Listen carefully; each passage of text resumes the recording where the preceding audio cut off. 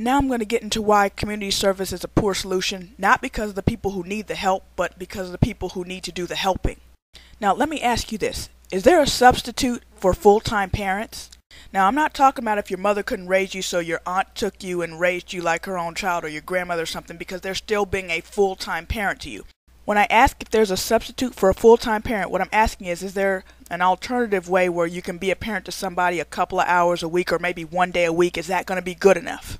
Now, most of you would say, of course not. And I hear a lot of people say parenting is a full-time job, 24 hours a day, 365 days a year. There are no days off. If that is true, if there is no substitute for full-time parents, and if parents are important, then that alone says that community service is not a solution. Does it help? Yes, it helps. But does it solve the problem? No, it does not. Now, if you feel that it is a solution, then why isn't it working? We already have hundreds and thousands of community service programs, but we still have a big problem. So these programs aren't working. Why is that? It's because you can't cram 18 years of parenting into a program.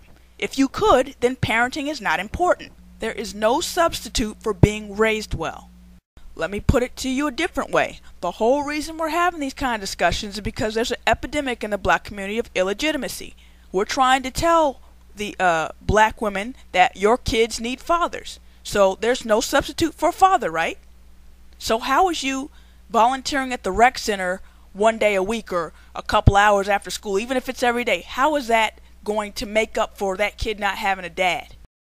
If fathers are important and being a father is a full-time job, how are you going to make up for that in your spare time?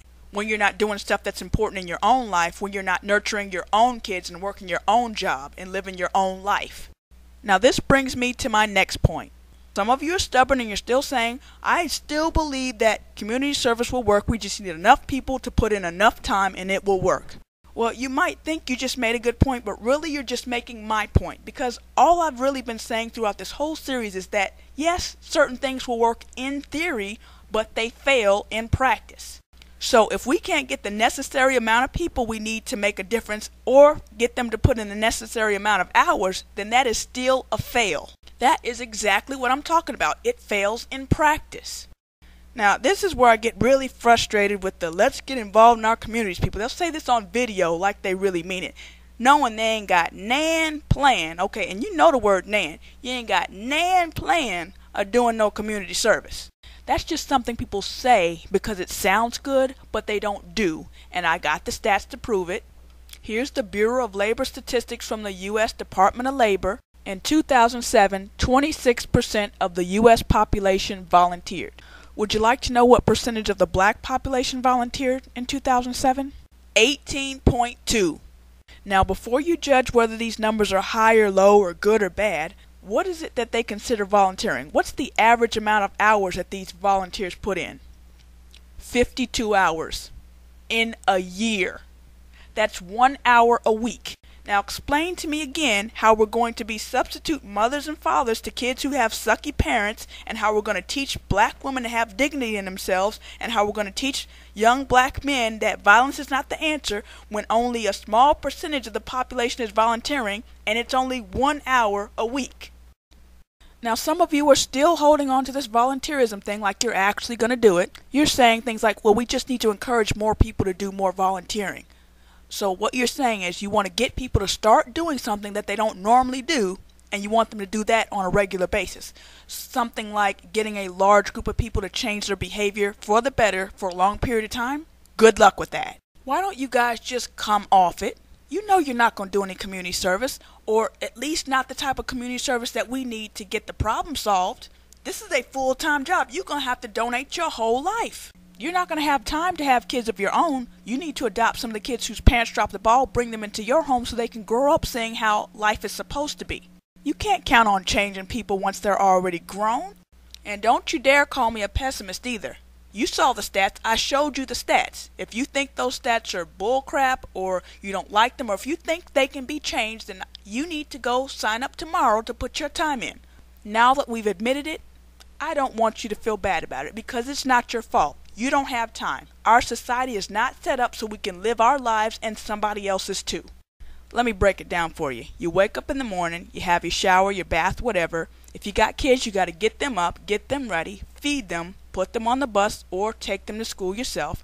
Then you got to drive yourself to work where you sit in traffic for 1 or 2 hours. I don't know how long it takes you. You go to work, you work your 4 hours, you get off for lunch, have your little tuna sandwich, go back to work for 4 hours. Then you get off of work, sit in traffic 1, 2 hours. I don't know. Maybe you have to pick your kids up. You pick them up. You got to, feed them or, fix dinner for the whole family. Spend time with your kids. Help them with their homework. Spend some time with your husbands to keep your marriage halfway decent. When you get done doing all this, you are pissed tired, ready to go to bed. Where are you supposed to fit in this community service? And God forbid you have a second job or a sick parent you got to tend to or anything else that doesn't fit into your 9-to-5 job and then your regular family life. God forbid you have anything else you have to do. Our lives are so packed full, we barely got time for ourselves, let alone to take care of somebody else's kids who dropped the ball, or to be teaching women to have dignity for themselves, or be teaching young men that violence is not the answer. When are we supposed to fit all this stuff in? What are you going to do, fit it in on the weekend? We've already got a weekend program. It's called church, and we see how well that's working. Okay, so we talked about people who don't have time to do community service. Now let's talk about the people who have time, but maybe they feel that it's not their responsibility to have to go clean up somebody else's mess. Now, these are the people that the community service supporters like to piss on and say that they're selfish, but I don't believe that they are.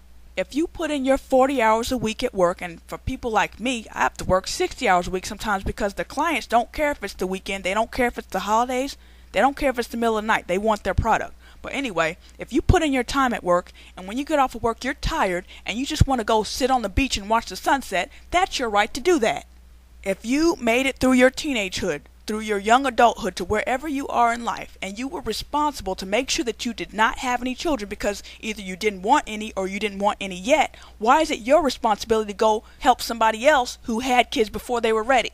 I was responsible, and my reward for that is that I have to go spend time with people who weren't responsible and try to fix them. How does that work? How is that fair? Here's another thing we have to ask ourselves if we're going to be real and not just say what sounds good. If we're going to do community service, what is the benefit to the person who is doing the community service? We already know what the benefit is to the people who are receiving the services or receiving the charity, but what's the benefit to the people who are volunteering their time and volunteering their money? What's their benefit? And don't give me this thing about it makes you feel good inside because you have... Fuck all that. What is the true benefit? And don't give me this crap about it creates a better society as a whole. There are people doing community service right now. There are programs going on right now. And the community, the society is still going down the toilet. Let me put it to you another way. When you donate blood, what is the benefit to you? You just lost some blood. When you donate an organ, what is the benefit to you? You just lost an organ. It's the same thing with money. When you donate money, you just lost some money. When you donate your time, you just lost some time. This is time you could have been spending doing something else for yourself. It is your life. You can do whatever you want with your own time. Let's take doctors, for example. Doctors have to go to school a lot longer than a lot of other professions, and they have to spend a lot more money to become a doctor. There's a lot of doctors who come out over $100,000 in debt in student loans when they get done with school.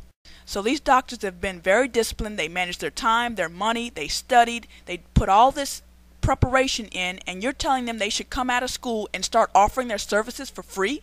What is their motivation to do that? What is the benefit to them to offer their services for free?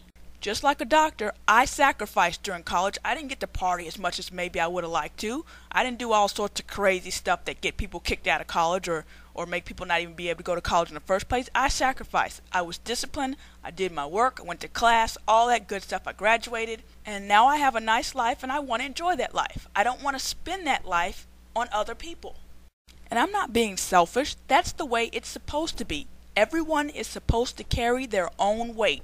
So we need a solution that is fair, that does not require people who have been responsible, who have sacrificed things to give up everything that they've worked for to go help people who were less responsible.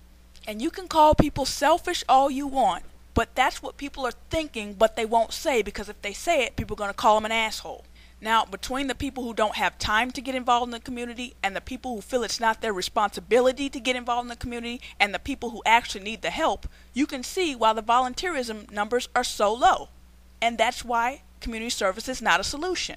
Does it help? Yes, but it is not a solution, and a solution is what I'm after.